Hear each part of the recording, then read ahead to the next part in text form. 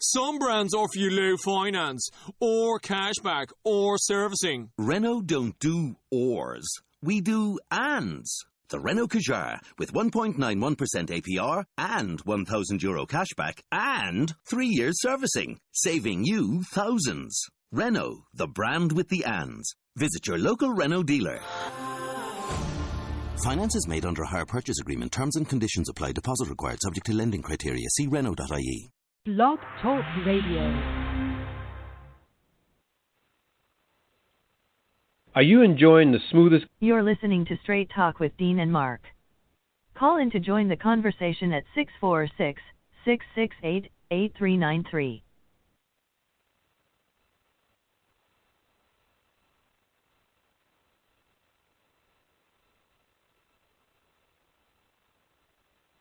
Hey, bro, what's going on?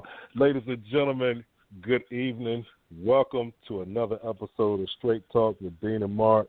Looks like Blog Talk does not like us this evening as far as our audio tracks go, but we could just roll with it and keep going. It is the 3rd of December. We got 2 more episodes after this one before we go into 2019 and the second season of Straight Talk with Dean and Mark, formerly the voice of the people. We've been rocking and rolling for like 4 years, and we're going to keep rolling now. But this is the 6-man Dean Geronimo from NJ to NC. As always, I'm in the studio with my partner in crime, my co-defendant, Mark Lee. So, Mark, tell me what's good in your neck of the woods, bro. Well, you know, for one thing, the weather is acting really crazy around here. We got like the temperatures, I think they were in the 70s yesterday. Today they're like in the 60s. So, you know, we're having like spring-like weather in the early part of December. So we're sitting there going like, what's going on? But we ain't arguing with it because we're enjoying it. Because I also heard that on December the 8th, they're talking about that thing, that 4-letter word that begins with an S coming down here and dropping some snow on it. So I'm sitting there going like, wait a minute, we're going to be from the 70s to snow. You know what? Y'all can have that down there because, you know, once it gets up here to Jersey, man, it's nice, cold, and it comes down thick. So, you know, we try to keep it and hold off as much as we can. Oh, I agree. Like I said, I was enjoying the spring day today. I went for a little bit of a walk in the afternoon, and it was a nice, pleasant walk. Because I'm sitting there going like, I could do with this all December long and would have no arguments whatsoever. If it wants to stay in the 70s in December, if it wants to stay in the 70s in January or February, I will not cry about it in the least bit. But I know that is not the way that the man above works. He does have seasons, and those seasons happen for a reason. So I'm sure that we're going to get some cold weather, and I'm going to have to deal with it. But for right now, you know, I was able to walk around in just a sweater, didn't have to have a jacket on, and just enjoy some cool weather. So I'm sitting there going like, this is what it's like in early December. So I am not one to cry about that whatsoever. So I sat there and went like, hey, this is all right. I can agree with this all together. But then in terms of events going on, you know, this was actually a very busy weekend. I was been fighting that cold, so I didn't do as much as I would have liked to have done, but I did get by. You remember we had Eric Kelly on a while back, and he's a business person, a PR guy, but he had his Black Business Expo. So I stopped by that at the Marriott, and there was a lot of people dropping knowledge, a lot of business owners that I had the pleasure of meeting and talking to, and told some of them about the podcast. And some of them seem like they might be interested in being guests. So we'll be following up with them on 2019. But, I mean, like a lot of things, there was a lot going on. There was another art thing called Patchwork, which is more focused on visual artists and craft artists and things of that nature. But they were going on across the street at the Armory. So they might have taken part of this crowd or they might have taken part of each other's crowds. But I would have liked to see more people attending, but that's the way things go sometimes. You don't always get attendance that you want. I'm not sure what PR he did and how he got the word out, but there was a lot of things going on in the community. So, you know, sometimes despite those things, you got various things happening in your community. But still looks like he was having a good time. It looks like he was at least somewhat pleased with the turnout, and I'm sure he'll use that as a building resource. And then over at Hayti, we had a couple of events on Saturday. Black Poetry Theater, which is an offshoot of Poetry Slam, and that's one of the Son and Church's projects. They have formed a theater company that definitely got a lot of elements of both poetry, spoken word, but also elements of theater. So They did a theater production. The son, of course, was one of the stars and recited some poetry as well as some other people that were in that play. So that was real good checking that out and seeing that. And then yesterday we had our regular 2 church services with Christ Central that meets over there. And then in the afternoon, we had the library doing one of their events. And they always do one around December centered around Christmas. You know, it is the Christmas season is about to come on. So they had a choir from one of our local high schools, Durham School of the Arts, and they performed with a full choir. I mean, it was like, you know, one of them big choirs of about 40 or 50 members, and they belted out some classic Christmas songs and things of that nature.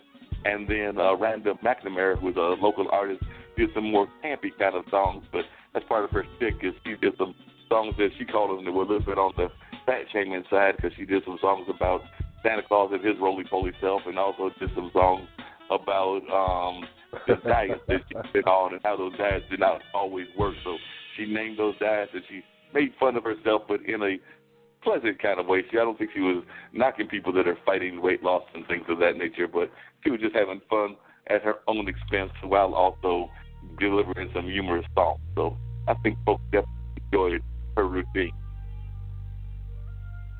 Okay, indeed. Now, what I want to do, too, is before we really get into some more conversation, is to welcome our new listeners, not only in Rhode Island, but also the countries of Indonesia, Bulgaria, and Vietnam. So now, welcome to the Straight Talk family. We're now at 61 countries and 47 states. We're still looking for the other 3 states so we can get the whole country. But that's right. Take it as it comes by. We appreciate all our listeners, past, present, and future. So from Dean Geronimo and Mark Lee, we thank all of you. You know, the federal government is going to be closed on Wednesday, December 5th, for a National Day of Mourning for former President George H.W. Bush, who was the 41st president of these United States. His body made it to D.C. today, so, you know, they're going to shut the government down except those essential positions and those that have to work in the interest of national security. So a lot of federal employees will get a free day off, kind of like a holiday. You know? Wow, that's interesting. Like I said, I know some people were reflecting on President Bush's life and some of the things that he did great and some of the things that they were not as pleased with that he did. So I'm sure that those reflections will still be continuing on as folks reflect on what his legacy was, both as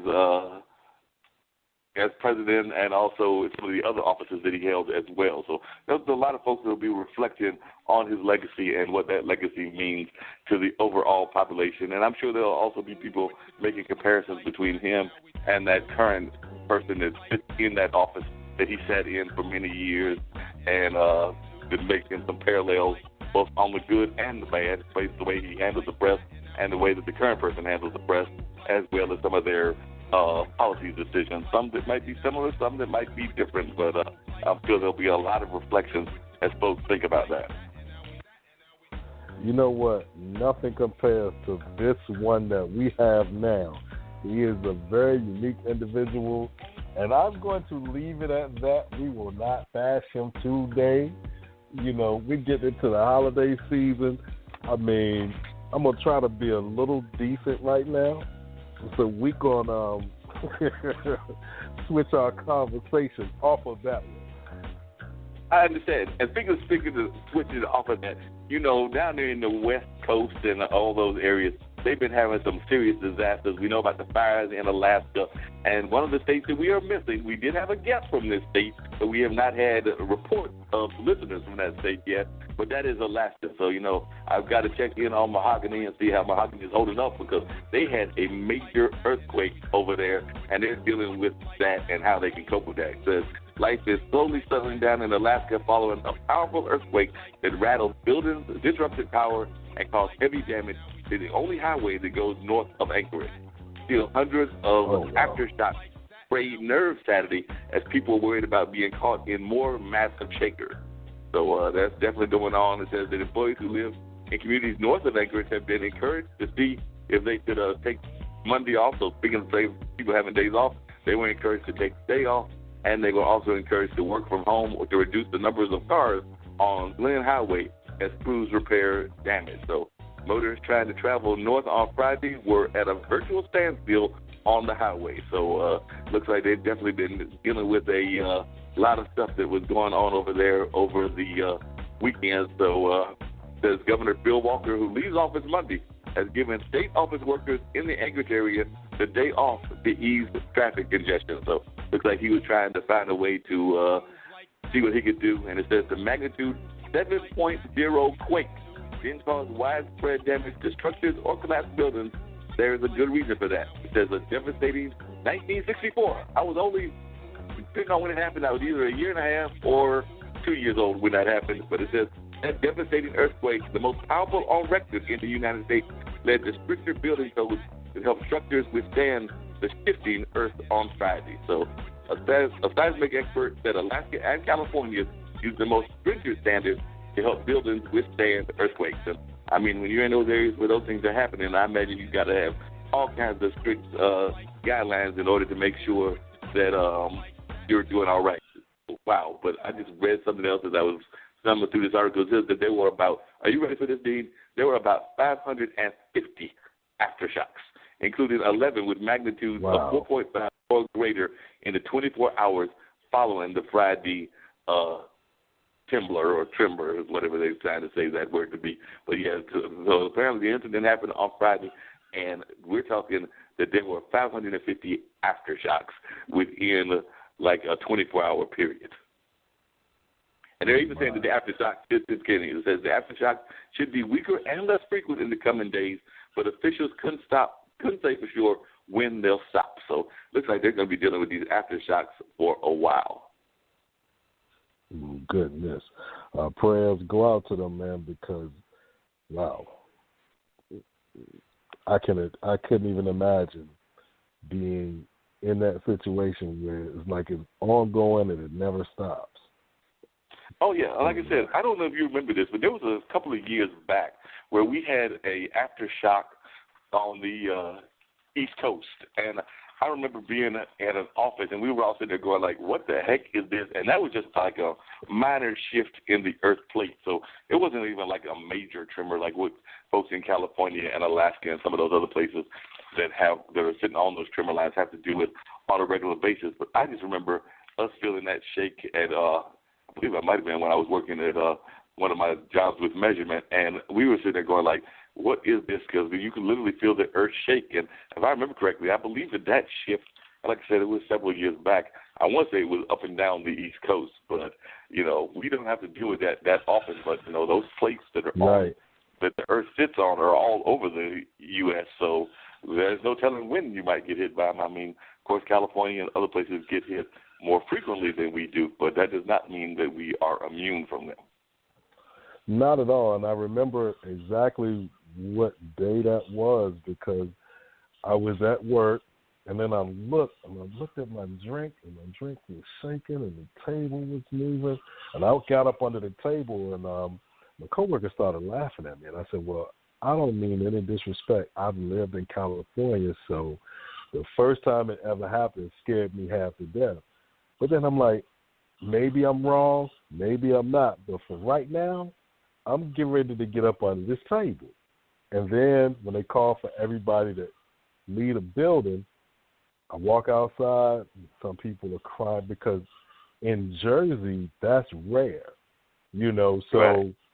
And I'm like, okay, I'm listening, this lady was like, oh, it's a small earthquake, oh my God. I was like, now I don't look so crazy getting up under that table, No, like I said, you never know when those situations are going to happen. It makes you think about these things because on a different topic, but still kind of that, what you don't know how to cope with things until you're actually in that situation. And this actually came up in a conversation with a friend of mine, another friend, but we were talking about people that have like you're coming back from the wars. I forget the initials, post-traumatic syndrome. PTSD. PTSD, right? PTSD. And Yes, I remember working with a gentleman that was a coworker of mine, and he had that. And I remember he went